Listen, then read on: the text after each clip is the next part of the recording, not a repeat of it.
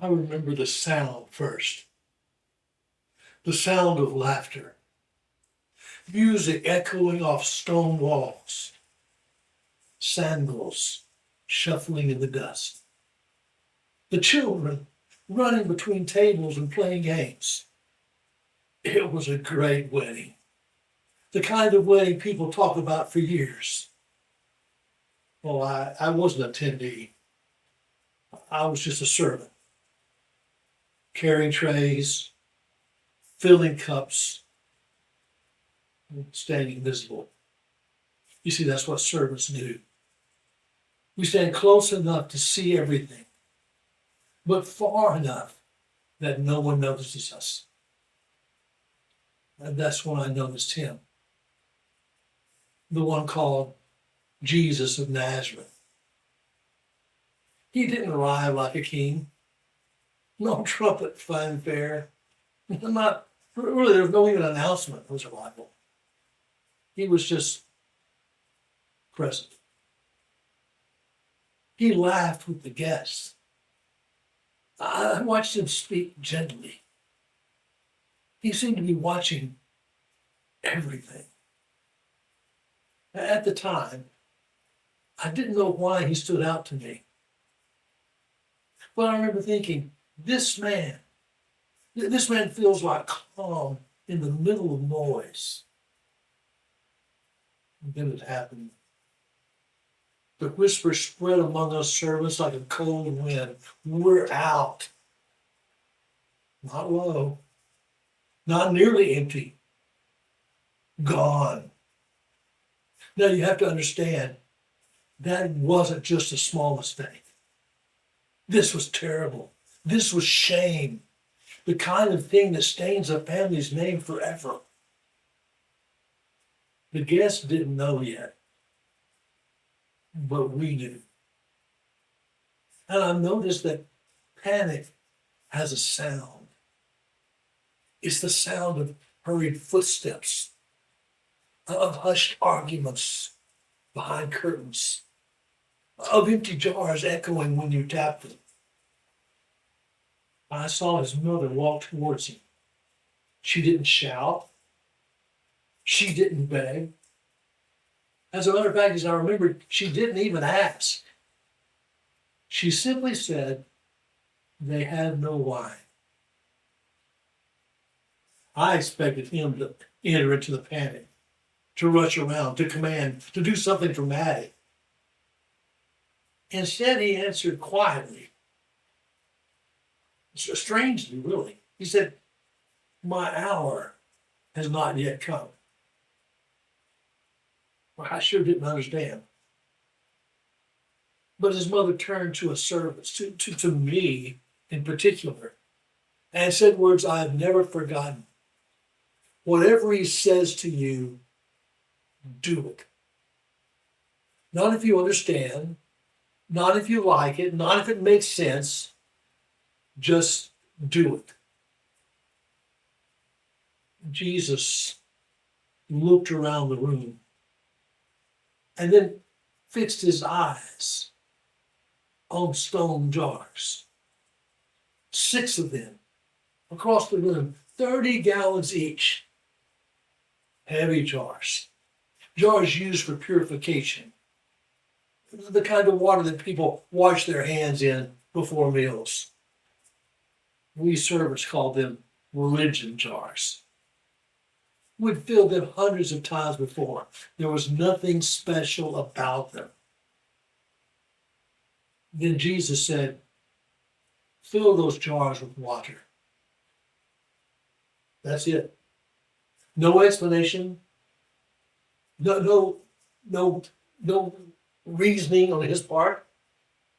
Just fill the jars. So we filled them. Bucket after bucket. Water sloshing over our hands. Dust turning to mud under our feet. I remember thinking, water? We don't need water. We need wine.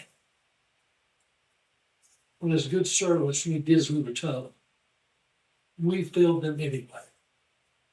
all the way to the brim. Then he said something that made my heart stop.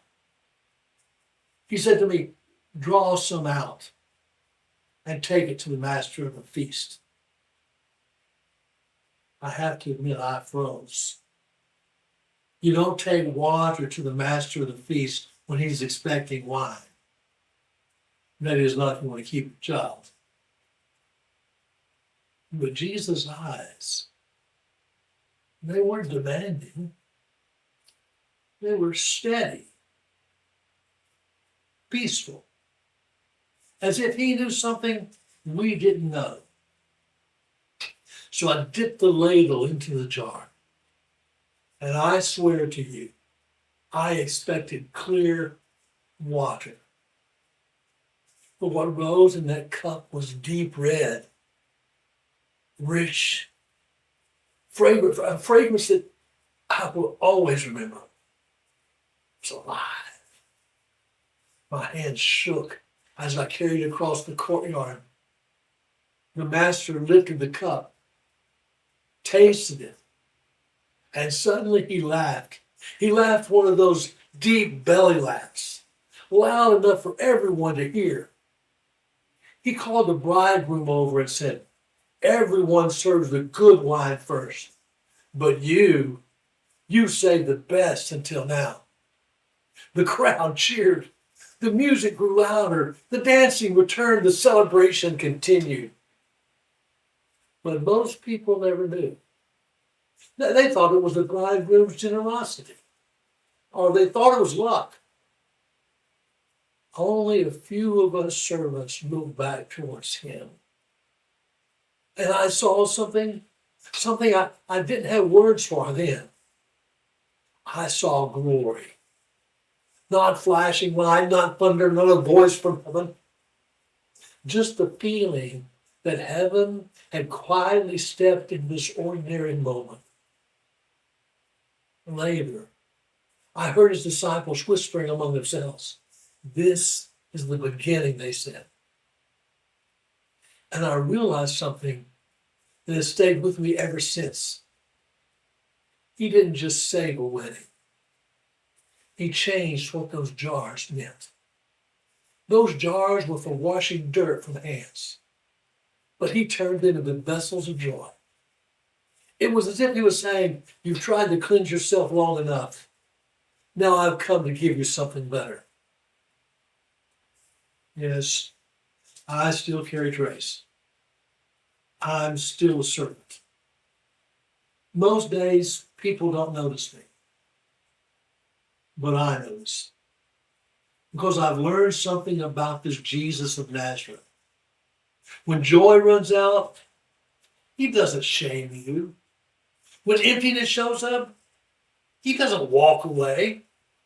He simply says, fill what you have and trust me with the rest.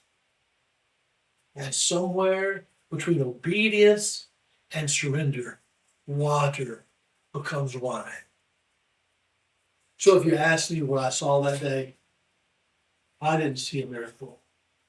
I saw a man who turns embarrassment into celebration. A man who feels what religion leaves empty. A man who brings the best when everyone else thinks the best is already gone.